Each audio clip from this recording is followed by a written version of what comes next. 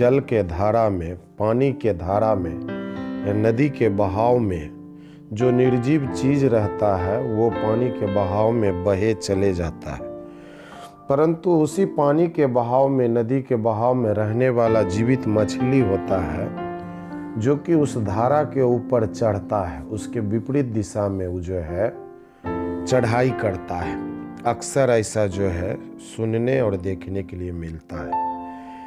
मेरे प्रियो, इस प्रकार से ही जो है कई बातें हैं हम लोग के जीवन में भी आता है।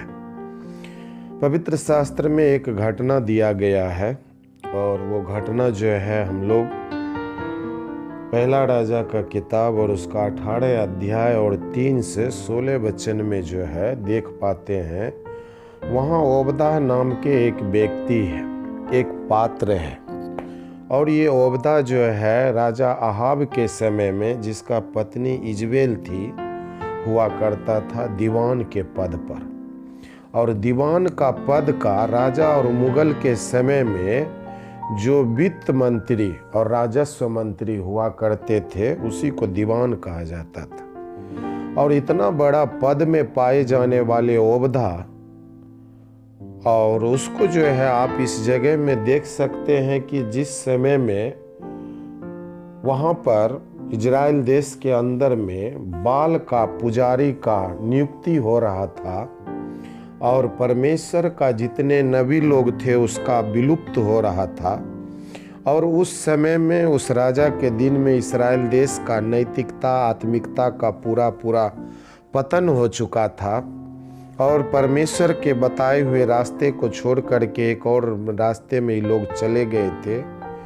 और उस जगह में जो है ये ओबदा नाम के व्यक्ति, उसके बारे में पवित्र शास्त्र बताता है 4 वचन में, ओबदा तो यहोवा का भय यहाँ तक मानता था कि इजबेल यहोवा के नबियों को नष्ट करती थी।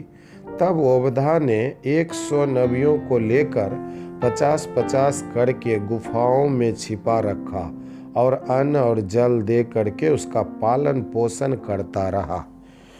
मेरे प्रियो, जब आधिकारिक तौर पर इजराइल देश के अंदर में इस प्रकार का वातावरण तैयार हो गया, मंदिर बनाया गया, वहाँ बाल का, उसका राजा से लेकर के प्रजा तक सब लोग उसके सामने दंडवत कर रहा है, उसका पर्व मना रहा है, वैसे समय में एक जन, वो भी ऊंचे पद में पाए जाने वाले, वो भी उसी राजा के, जबकि जानते हैं हम कि इजबेल जो है कितना उसका जो है ये था, सख्त और स्त्री थी और कितने नबियों को जो है मरवा डाली। और वो जो है, और उस समय में उसी का मंत्री किस प्रकार से परमेश्वर के जन के लिए खड़ा हुआ और उनको ले जा करके 50-50 करके छिपा करके उसका पालन पोषण कर रहा है। क्योंकि उसके बारे में वचन में लिखा हुआ है कि ओबदा यहोवा का भय मानता था। ये यहोवा का भय जो है मानने वाले लोग ही इस प्रकार की बातों को कर सकते हैं कि चाहे स्थिति परिस्थिति कुछ भी हो, वो उस जगह में रहेंगे, उस बातों को पकड़े रहेंगे। हम इस जगह में जो है उसी बातों को देख रहे हैं कि जब सब कोई राजा से लेके प्रजा तक उस नदी के बहाव के समान उस बाल के पीछे बहते जा रहा था, तो उस समय में एक व्यक्ति, ओबदा नाम का व्यक्ति, खड़ा होकर के राजा का परवाह किए बिना, रानी का सख्त आदेश के परवाह किए बिना परमेश्वर के लोग के पक्ष में खड़ा है, परमेश्वर के पक्ष में खड़ा है। और 100 आदमी का खाना उसको रोज बना करके भेजा जा रहा है, उसका पालन पोषण किया जा रहा है।